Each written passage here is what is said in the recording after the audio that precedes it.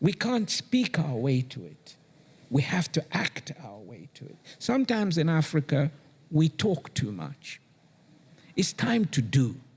Let's do. Okay, enough conferences. Okay, we got to walk out of here and go do. Okay, I'm 64 years old. I feel blessed to have seen the telecom revolution, but it required a generation of us who were telecom bandits. We went out and we created the Econets, the MTNs, the Vodacoms, the Glow Mobiles, African companies, by the way. We created them. And then came the internet revolution, and we sat it out. We sat it out. And others went and created the Amazons of this world, the Alibabas of this world, and we sat out and we just sat in the glow of what we did in the mobile industry. Now AI is here. We cannot be users, consumers, and hope to go to the future on that basis. Yes, it's great that you're downloading ChatGPT and so forth. I have no problem with that. But I want you to be downloading the platforms that our young people are going to create because we open doors for them. Strive Masiyiwa is one of the most educated billionaires on the continent of Africa. He's one of the smartest. He did not get wealthy by having political connections or exploiting African resources like other billionaires like the Dangotes of the world. The guy is a genius. The guy, he's an engineer. He understands implementation. He understands what business is. And it's so refreshing to hear when he's saying this, that Africans, we have a big problem of just talking and doing nothing. And I always say the same thing on this channel. It is very useless for people to just talk and say these things. They in the end do nothing about it. It doesn't help anybody. It's never going to change anything. You have this group of people, this movement, this Africa is rising or Africa must rise group, which is pushing this narrative. They are all over and they're very popular on the internet. But the reality is these people don't understand anything about the reality of economics and reality of implementation of doing these things. I call them delusional optimists. They believe in things that are not implementable and that no one is implementing. They've been saying these things over and over again. Africa is rising, Africa is rising. Once you hear those lines, you know these are just talking lines that are borrowed from the other person who have said the same thing and they've said the same thing,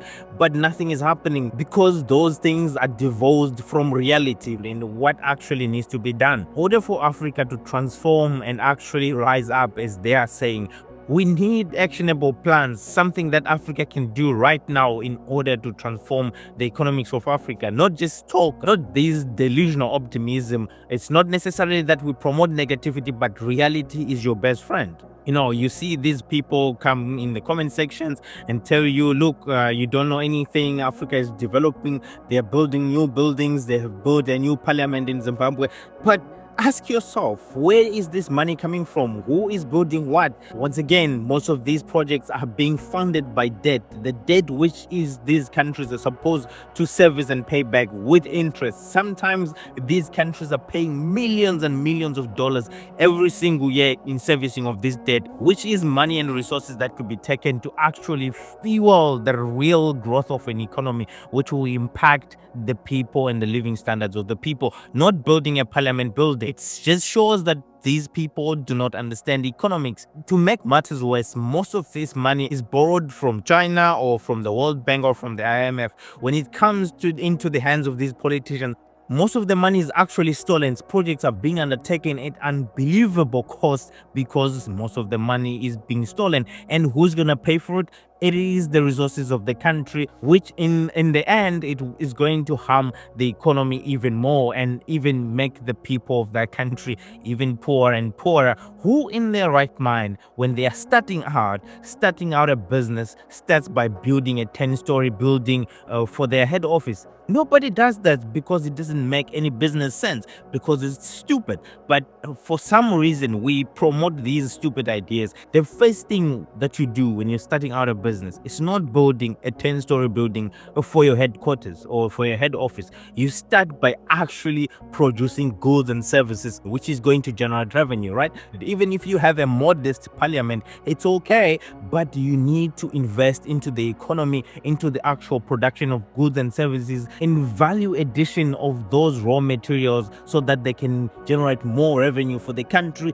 In the end, improving the lives of the average people, not building an expensive bridge or not building an expensive parliament. That does not help the average person. Especially worse if you're doing it with debt, with money borrowed from China that you need to service and that you need to pay every single year. They just never come out clearly to us how much they actually pay to service those debts. But we celebrate, we stay blind, and we stay ignorant because we are not interested in getting behind to understand the reality. All we care about is talking. Africa is rising, Africa is rising. Where is it rising? Who is rising it? And what actually we need to do in order to change the lives of the masses on the African continent.